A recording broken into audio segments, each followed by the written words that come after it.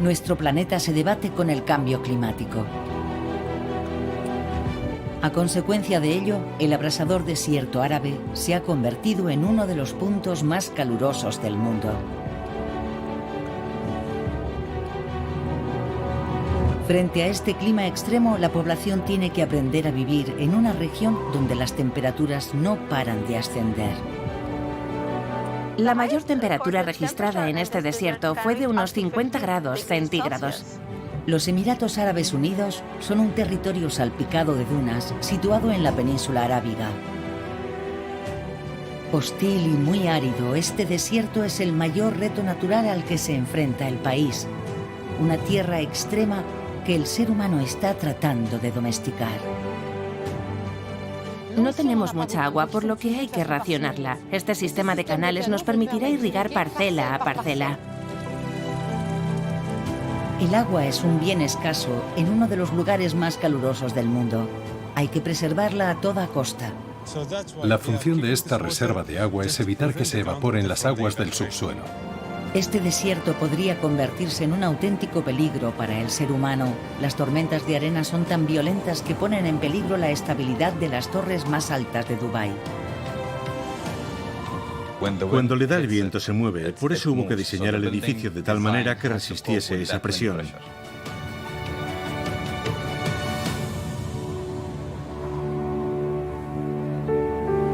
Hoy, los emiratíes han tomado medidas para desafiar a la naturaleza y poder provocar lluvias. Podemos producir hasta 1000 lechugas al día. Como no usamos pesticidas, cultivamos variedades que hasta hoy no habían estado disponibles en esta región. Mientras, otros ya están construyendo un futuro más ecológico.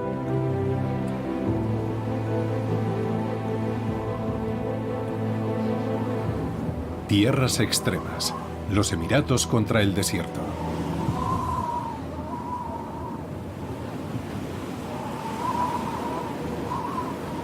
A una hora en coche al este de Dubái, en el Emirato de Sharjah, hay un océano de arena. El desierto de Rub al-Khali, uno de los más grandes del mundo. Una tierra extrema. Esta árida extensión parece hostil en principio a toda forma de vida. Una inmensa cantidad de arena que cubre el 85% del territorio de los Emiratos Árabes Unidos.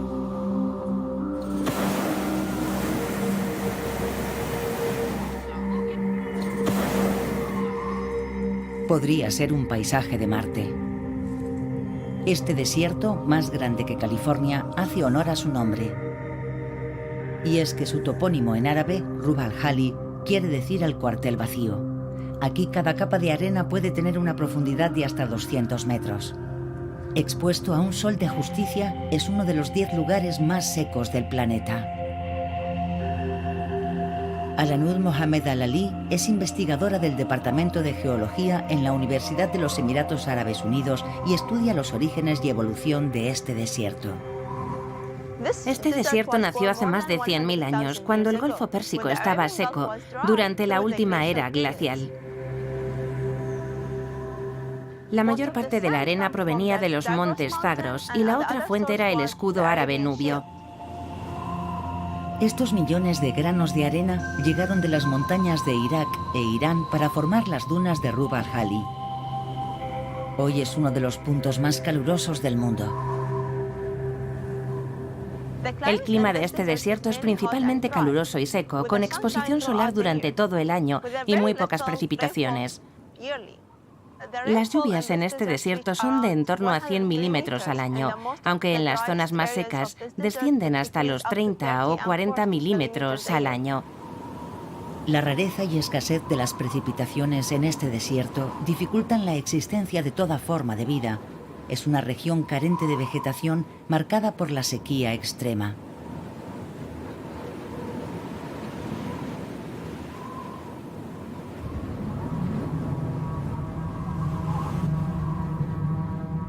Este clima tan árido está directamente vinculado a la formación de nubes en la zona del Ecuador. Encima de las nubes, el aire seco se distribuye hacia el norte y el sur del planeta. Cuando desciende a cientos de kilómetros al norte, Este aire ejerce presión en el aire caliente del desierto de Rub al-Khali, evitando así que ascienda y se formen nubes de gran tamaño. En este desierto, la radiación solar es casi permanente. La exposición al sol es de 3.400 horas al año, esto es, 9 horas diarias. Los granos de arena no son todos del mismo color. Algunos son amarillos, aunque otros son más oscuros, de un tono naranja o incluso rojo. Los granos de arena se componen de sílice y feldespato y están recubiertos de óxido de hierro. Son fruto de las rocas de la zona que se pulverizan en un proceso de erosión para transformarse en finas partículas. Estos granos de arena son fruto de ese desmenuzamiento, un proceso meteorológico conocido como termoclastia. Las diferencias térmicas tienen un gran efecto en estas rocas. Durante el día, los cristales empiezan a expandirse y por la noche se contraen. Y a consecuencia de esto, se desmenuzan y se acaban convirtiendo en granos de arena.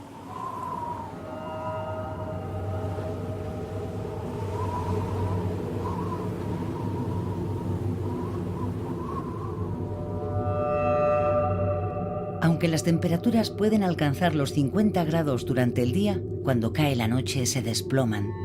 Este drástico cambio se explica por la composición de los granos de arena.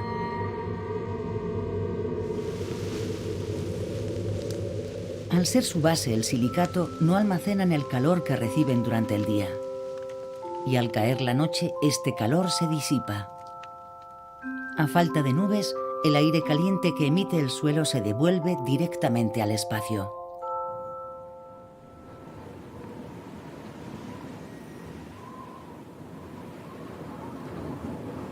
Ante un entorno tan hostil, podría parecer que la vida no tiene cabida. Y sin embargo, el ser humano ha sido capaz de superar todas las dificultades.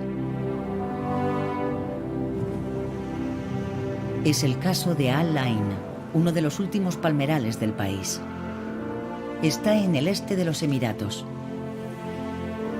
Este lugar singular es uno de los últimos oasis naturales que ha resistido el avance del desierto. Al-Ain quiere decir manantial en árabe, la fuente de agua que ha originado este islote de vida. Situado a unos pocos cientos de metros bajo la arena, el agua, el oro azul, proviene de un vasto depósito natural, un acuífero. Pero ¿cómo aparecieron estas explotaciones agrícolas en pleno corazón del desierto?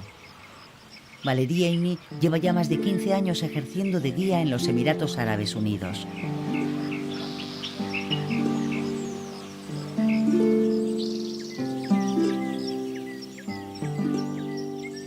En primer lugar, un hombre repara en la presencia de árboles en un lugar determinado, por ejemplo, palmeras datileras, y eso le hace sospechar que puede haber agua en el subsuelo.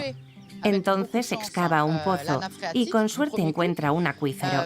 Se hace una idea de su tamaño y, si es suficiente, decide asentarse.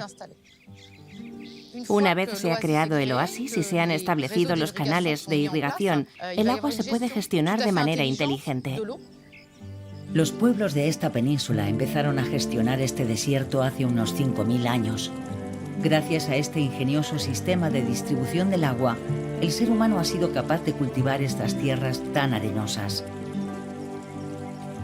Hoy, en Al-Ain, esta antigua red de canales traslada el agua del manantial por la pura fuerza de la gravedad, formando un laberinto de más de 550 kilómetros de largo.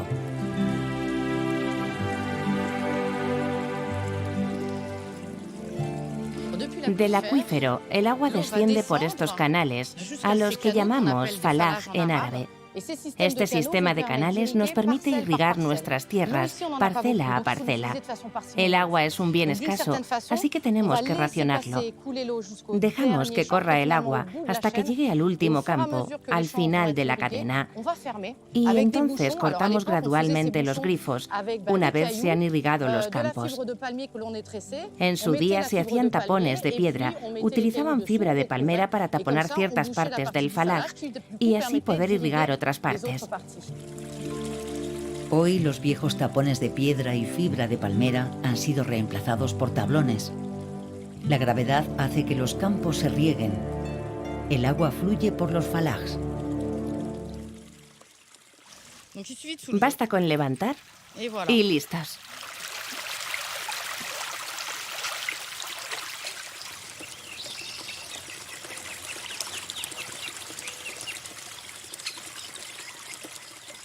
Y ahora estamos regando la parcela de la derecha.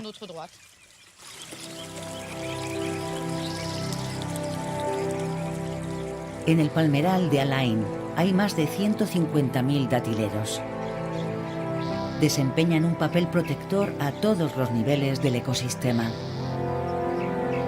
Formando un dosel arbóreo, protegen del viento y del sol abrasador todo lo que crece en el oasis.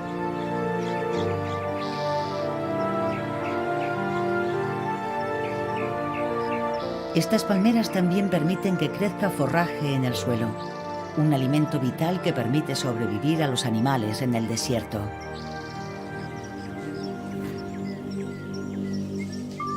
Por mucho que el ser humano trate de preservar estos pequeños oasis verdes y estas zonas agrícolas, el incremento de las temperaturas y la escasez de lluvias los debilitan. Pero no es la única amenaza a la que se enfrentan los Emiratos Árabes Unidos, ya que las sequías son cada vez más prolongadas. De un tiempo a esta parte el desierto se ha expandido más que nunca. Una mala noticia para este país, cuyo territorio está casi en su totalidad recubierto de una gruesa capa de arena. Aunque este desierto puede parecer tranquilo, basta con una ráfaga de viento para ver el peligro que corre aquí la población.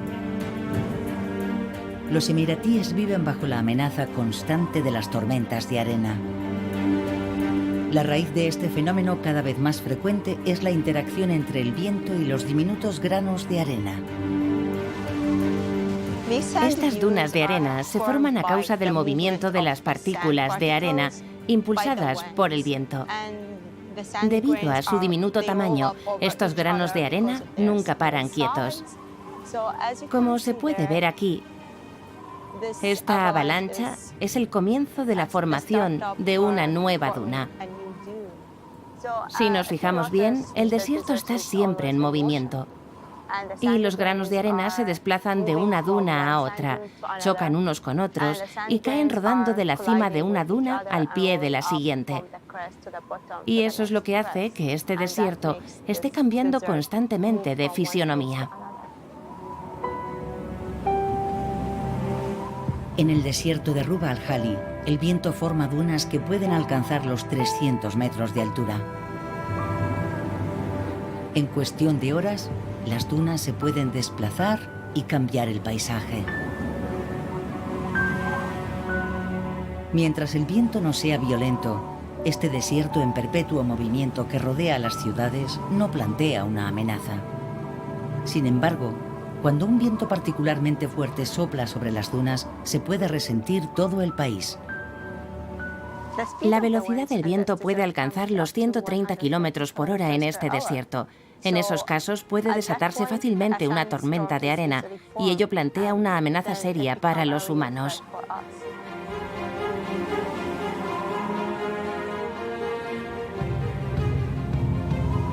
Hasta hace unas pocas décadas, las tormentas de arena eran un fenómeno raro. Hoy se han vuelto cada vez más frecuentes y devastadoras. La visibilidad cae casi hasta cero. Los fuertes vientos arrasan a su paso y amenazan a las ciudades. Las tormentas de arena las acechan. Cuando los vientos van a más de 130 por hora, arrastran granos de arena de mayor calibre. Al caer en tierra, estos granos más pesados hacen que se arremolinen las partículas de polvo, que son arrastradas en volandas y forman una nube muy densa. Empujada por el viento, esta nube de partículas se va expandiendo por el camino hasta convertirse en una gigantesca muralla de arena.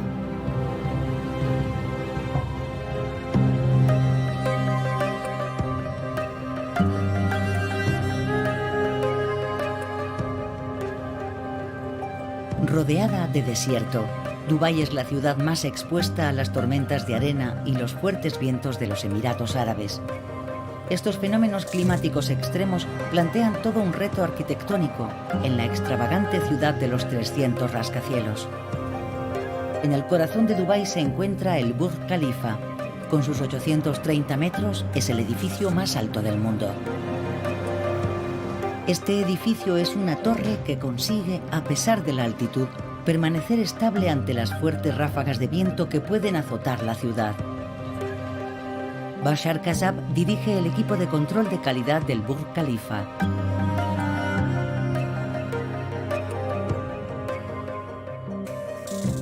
Bashar sube a la azotea del edificio para mostrarnos cómo diseñaron los ingenieros esta proeza urbana para resistir a las más violentas ráfagas de viento.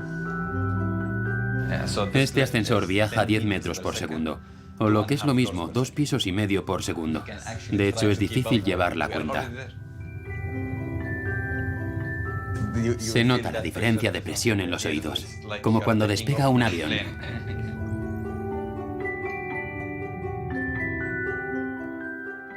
Estamos a casi 1 kilómetro del suelo y las vistas son impresionantes.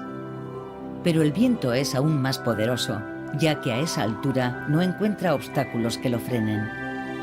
El secreto de este rascacielos capaz de resistir su violencia radica en su arquitectura. Construido en forma de Y, el edificio sortea continuamente el viento, sople en la dirección que sople.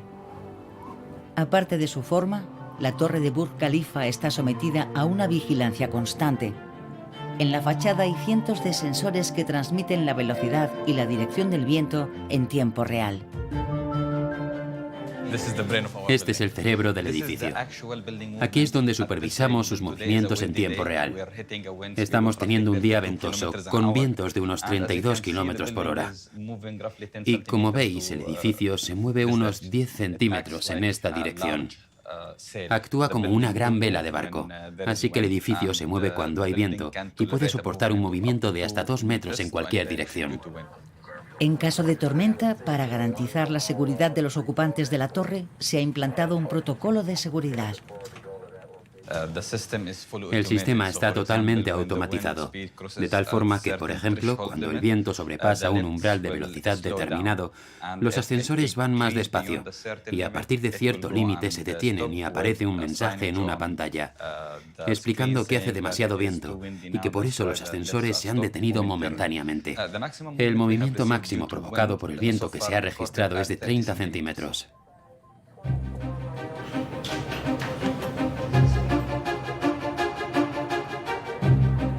El viento es una amenaza real para la población de Dubái. No es solo la seguridad de los rascacielos. Las fachadas de vidrio también han de poder resistir los poderosos vientos. Para garantizar la seguridad de las miles de personas que ocupan estas torres a diario, los ingenieros se afanan por construir fachadas capaces de aguantar cualquiera de estas inclemencias.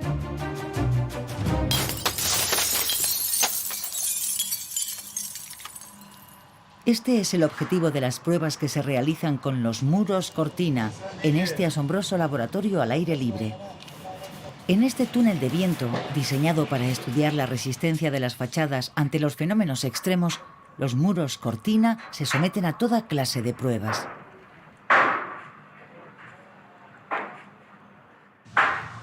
Hoy estamos poniendo a prueba la capacidad de unas fachadas para resistir las infiltraciones de aire y la penetración de agua.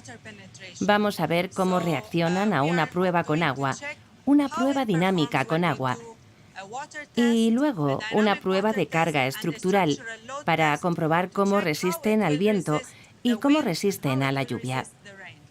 Básicamente, las fachadas son el envoltorio exterior del edificio. No desempeñan ningún papel de soporte, no cargan con la estructura del edificio, solo cargan con su propio peso y tienen que resistir el viento. Para llevar a cabo la prueba, los técnicos utilizan un aparato un tanto insólito, un viejo motor de avión. Posicionan el motor a unos pocos metros de un panel de fachada para estudiar el impacto del viento y el agua sobre el vidrio. Cuando se activa este motor, es capaz de reproducir ráfagas de hasta 140 km por hora.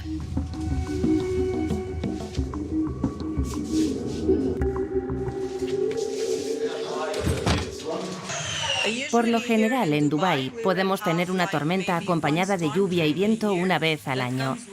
En esos casos siempre nos llaman mucho porque se producen fugas y otros desperfectos por el estilo.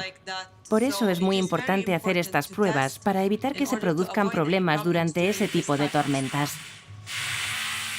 Tenemos que examinar todas estas juntas y buscar posibles fugas para asegurarnos de que no se cuele ninguna gota de agua.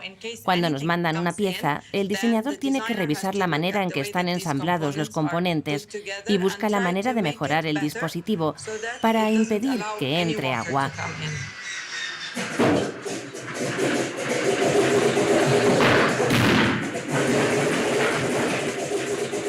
Durante 10 minutos, el poderoso viento producido por el motor someterá la fachada de vidrio a una presión extrema. Azotado por las ráfagas, el marco comienza a vibrar. A la vez, lo rocían con agua para detectar posibles grietas. La seguridad ha de ser absoluta. Sandy Dweck y su equipo observan con detalle cada recoveco de la fachada. Si el agua consigue penetrar, quiere decir que hay un defecto de construcción, una debilidad estructural.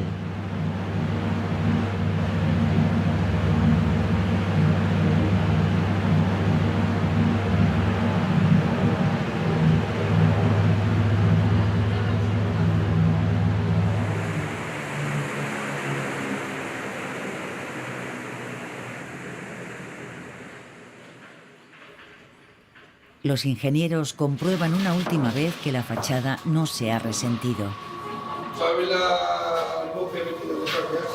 Aprobada por el laboratorio, dentro de unas semanas, esta fachada adornará algún rascacielos del centro urbano.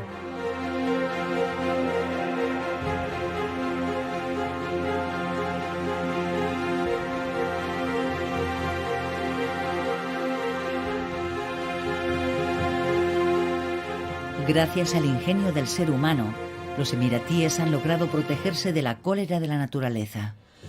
Pero el mayor desafío al que se enfrenta el país es la aridez de sus tierras. Los Emiratos sufren una severa carencia de agua. El país tiene sus reservas, pero ¿en qué estado se encuentran actualmente sus acuíferos? Para conocer estas valiosas reservas de oro azul hay que viajar al norte. Diseminados por toda la ruta hay fenómenos geológicos relacionados con el agua, como las chimeneas de hadas, columnas naturales y esculturas de roca talladas por el viento miles de años atrás. Son una prueba de que durante la última glaciación reinaba en esta región un clima húmedo. Tras el desierto de arena están las montañas Al-Hayar, un lugar asombroso tallado en la roca. Esta importante cordillera montañosa de la península arábiga nació del encuentro entre dos placas continentales. Para la comunidad científica, cada rincón de este territorio es una mina de información sobre la evolución geológica de los Emiratos. Uno de esos investigadores, experto en la historia de las montañas Al-Hayar, es el doctor en geología Khalid Al-Blushi.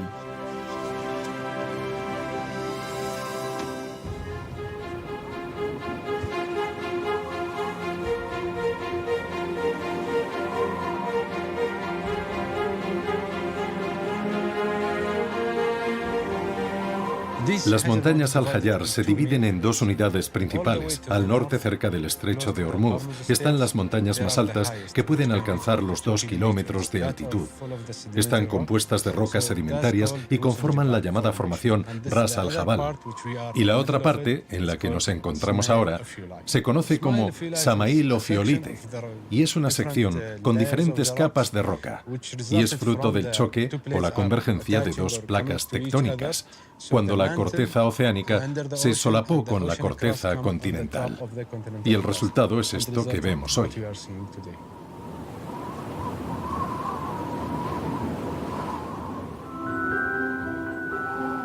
Aunque la formación de estas montañas se produjo hace más de 100 millones de años, el paisaje de Al-Hayar no ha dejado de evolucionar.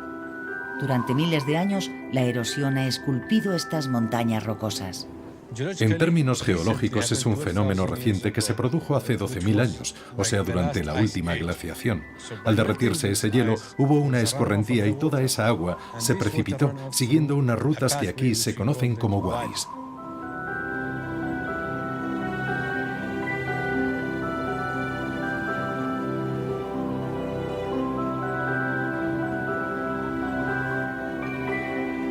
Khalid sigue la ruta de estos wadis para investigar dónde se esconde hoy esa agua.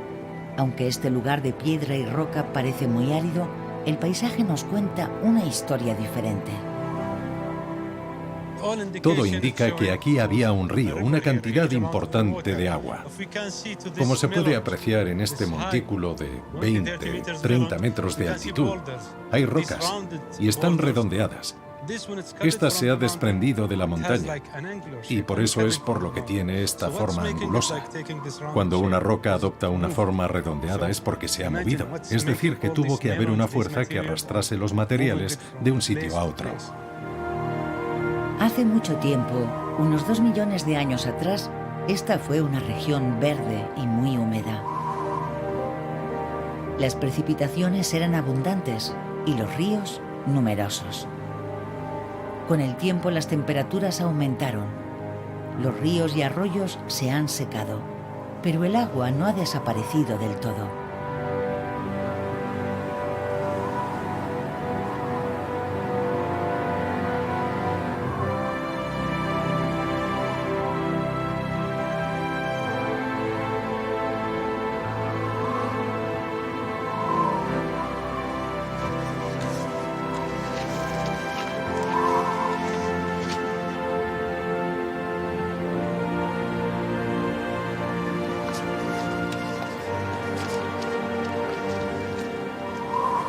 Como se puede ver, estamos en la zona central y en este punto es donde confluyen todos los wadis y por eso se ha construido esa presa, para contener los wadis y las aguas de escorrentía.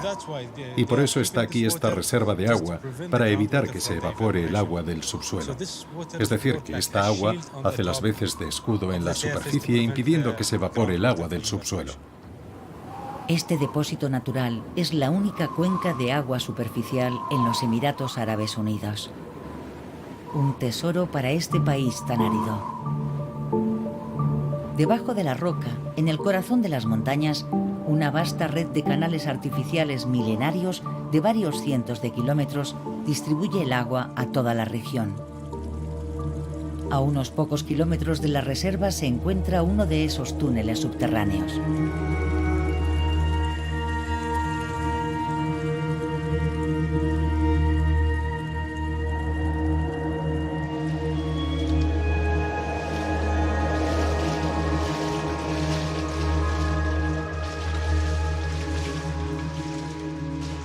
Esto es lo que se conoce como un falag.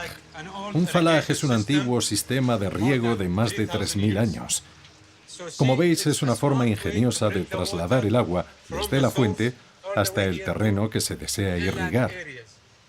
Un falag puede medir 2 o 3 kilómetros, pero en algunos casos pueden ser de hasta 20 kilómetros.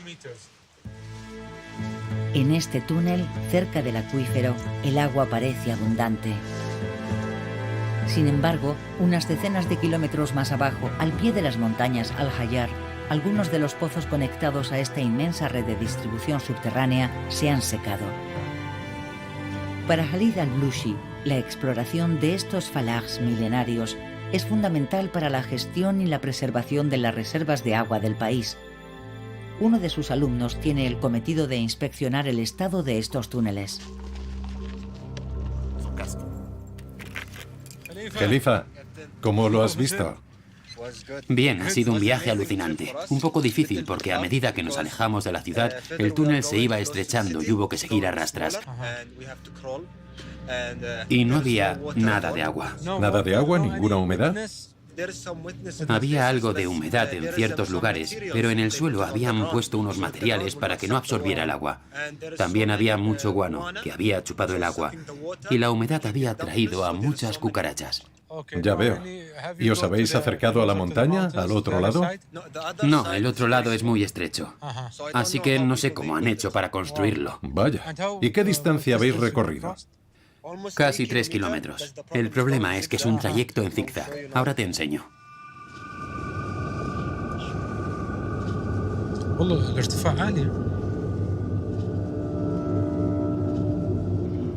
¿Ves? Algunos lugares se ensanchan mucho.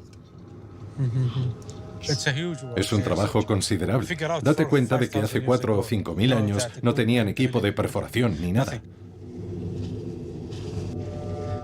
Creo que hay que proseguir con el trabajo. Y hay otros sistemas similares al norte, en al Hawain y también en Hatta al-Ain. ¿Has estado ahí? Cuando entré vi unos túneles que recorrían el wadi y creo que estaban interconectados. Creo que pasaban por debajo del wadi, como los otros. Vale. O sea que va a ser más fácil y más interesante. Pues ya veremos.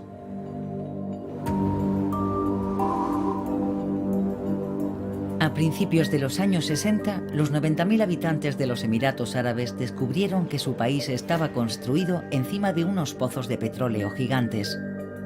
Muy pronto el país se transformó. Miles de extranjeros de todo el mundo vinieron a vivir aquí. Para satisfacer las necesidades de agua, las autoridades decidieron explotar las aguas freáticas de las montañas Al-Hayar.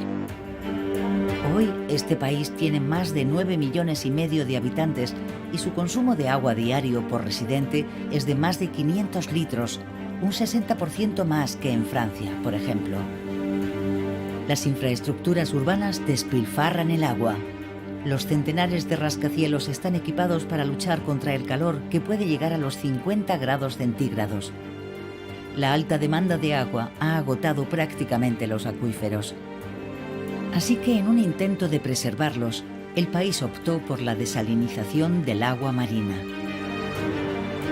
Una solución cara con un alto coste energético que genera emisiones contaminantes por emplear combustibles fósiles.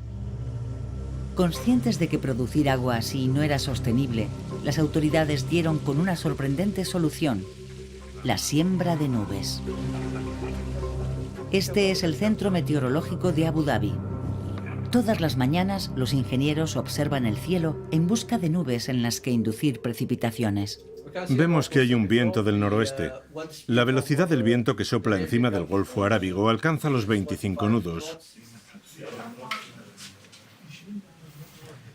La idea es que no hay suficientes precipitaciones en la región.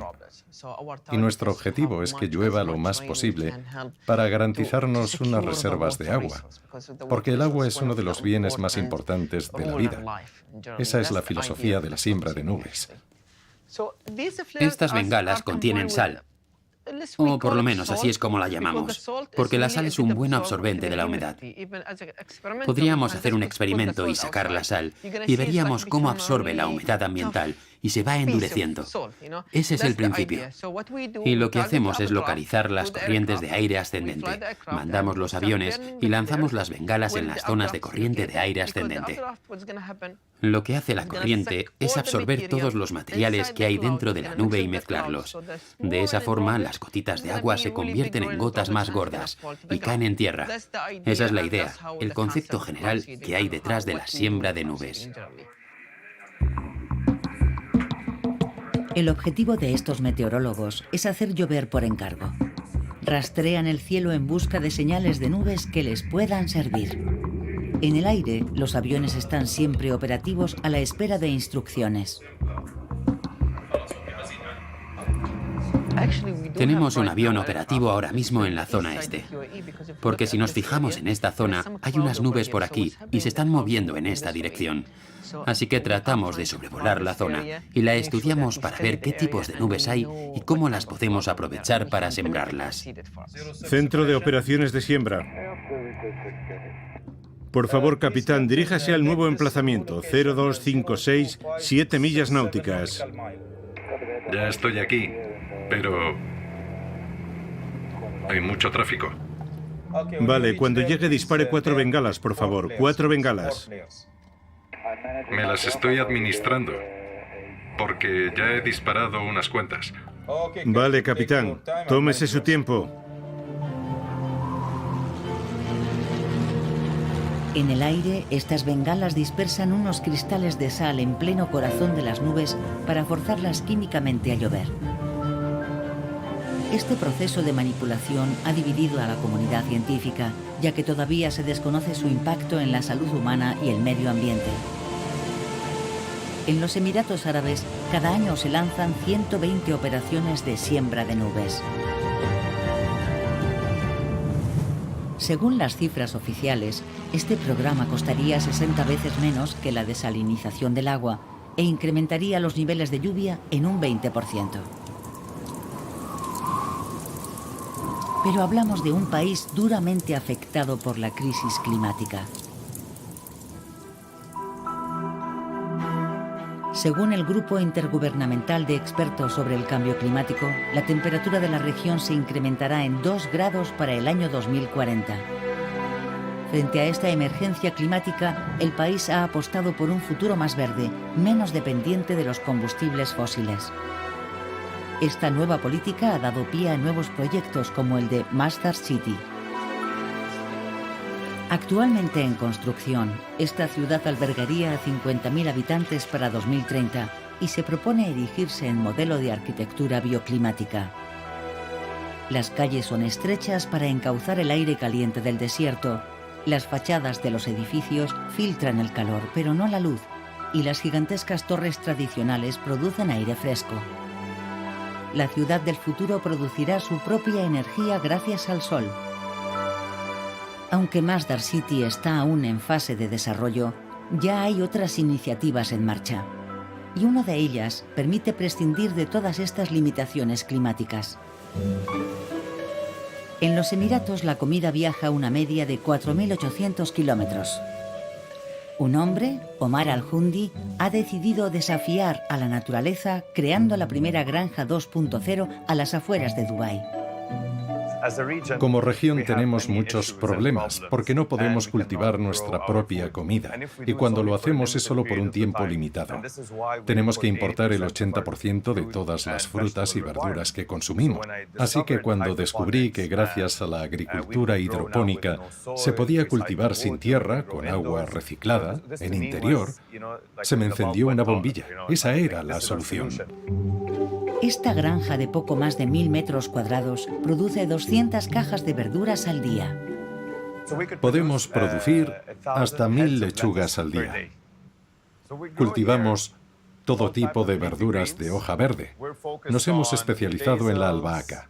Por ejemplo, esto es una variedad italiana de albahaca. Este formato es lo que se conoce como microverdes. También cultivamos menta, lechuga, todo tipo de verduras de hoja verde en general. Y como les damos a estas plantas el entorno perfecto, podemos cultivar muchas variedades que hasta hoy no habían estado disponibles en esta región del mundo.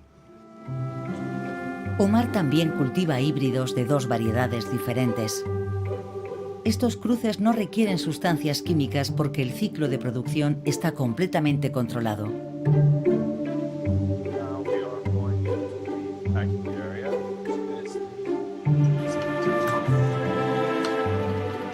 Una vez tenemos el producto acabado, lo llevamos a la zona de empaquetado. Aquí es donde empaquetamos nuestros productos y los vendemos como productos frescos. Los metemos en cajas y así es como los vendemos para que se mantengan frescos el mayor tiempo posible.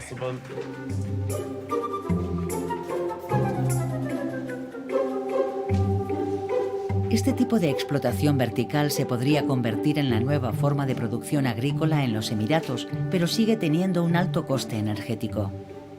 Es cierto que necesitamos mucha energía para estos LEDs, pero en una región con luz del sol todo el año, podríamos producir energía renovable con paneles solares para alimentar la explotación, y de esta forma estaríamos utilizando una solución sostenible y sacando partido de nuestro hábitat y de nuestro entorno.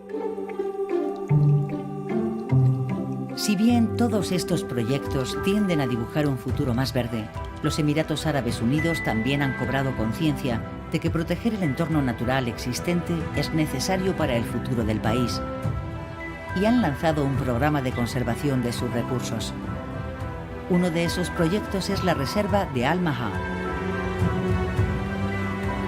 Hace 25 años, las autoridades descubrieron un inmenso acuífero bajo este océano de arena.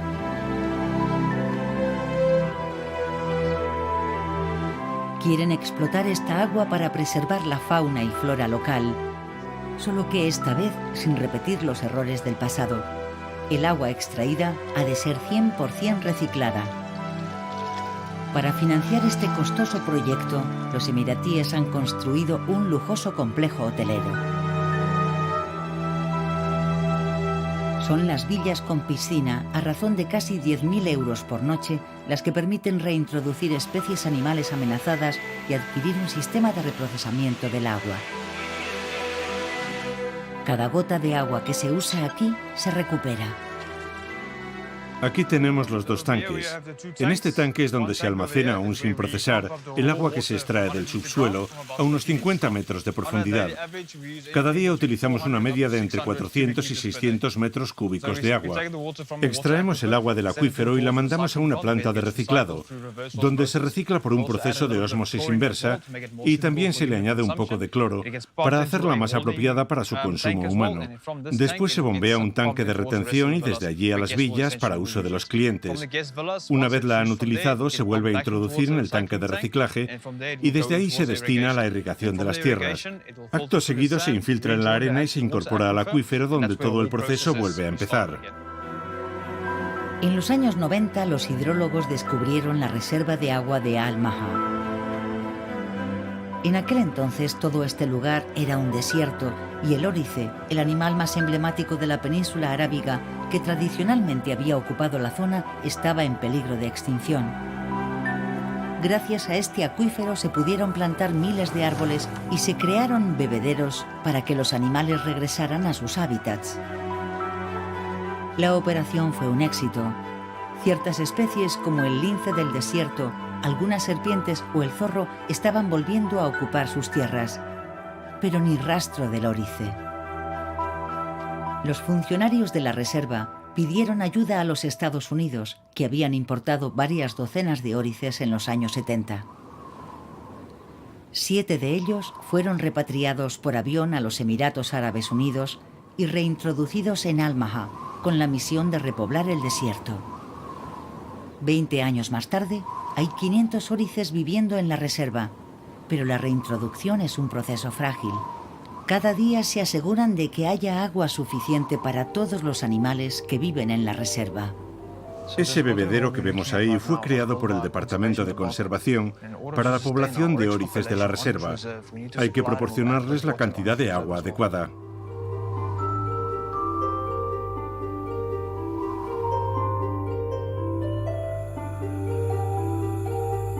Desde que se implantó la nueva política ecológica y gracias a estos programas de preservación de recursos y reciclaje del agua, la reserva ha logrado salvar a varias especies en peligro de extinción. Un modelo que el país quiere replicar en otras regiones para transformar el desierto en un espacio tanto para el ser humano como para la fauna local. Creo que las soluciones y las iniciativas que hemos implementado con éxito en Al Maha se pueden aplicar a escala global si se ponen los medios tecnológicos, la iniciativa y la innovación adecuadas. Podríamos tener un efecto positivo en el medio ambiente y a la vez en la economía. En este país, sometido a unas condiciones naturales extremas, nada sería posible sin el más valioso recurso natural, el agua. Así que proteger este oro azul debería ser hoy una prioridad ecológica si queremos preservar el planeta para las siguientes generaciones.